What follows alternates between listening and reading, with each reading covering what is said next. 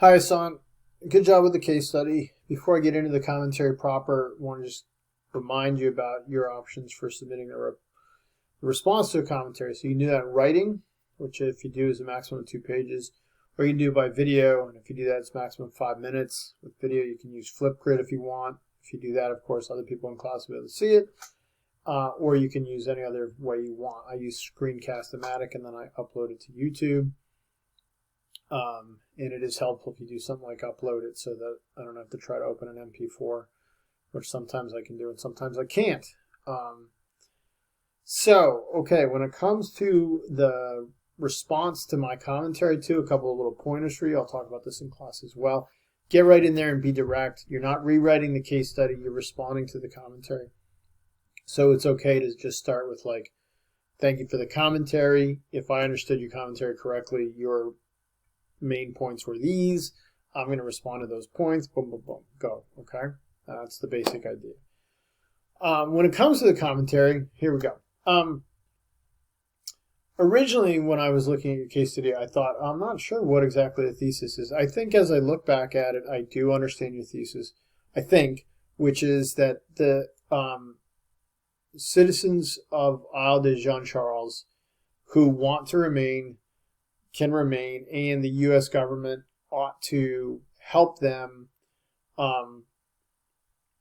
even if they decide to stay after being offered to relocate.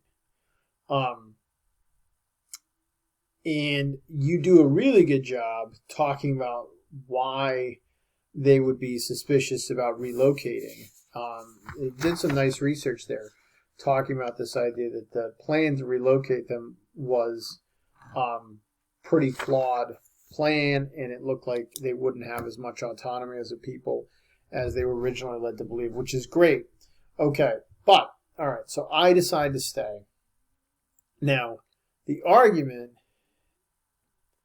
gets interesting at this point because if I say it is just too expensive to try to keep repairing this island, and I've let you leave, and I paid for you to leave, now you choose to stay, I still have to do things to take care of you. You got to really explain why that is. So you give the what, right? You say they should fix the road and they should repair it.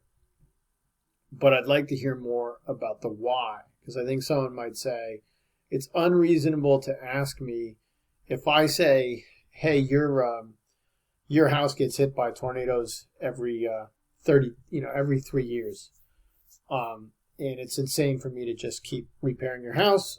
I'm just move you down the block and you'll be perfectly safe. And then you say, well, no, I'm going to stay. And then another tornado hits it. You say, okay, fix my house. I said, wait a sec, I was going to pay for you to leave. I'm not fixing your house again.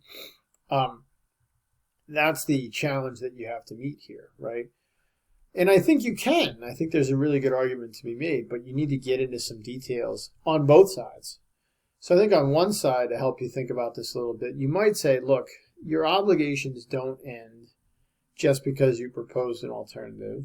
And maybe one reason that they don't end is because they're still citizens of the United States.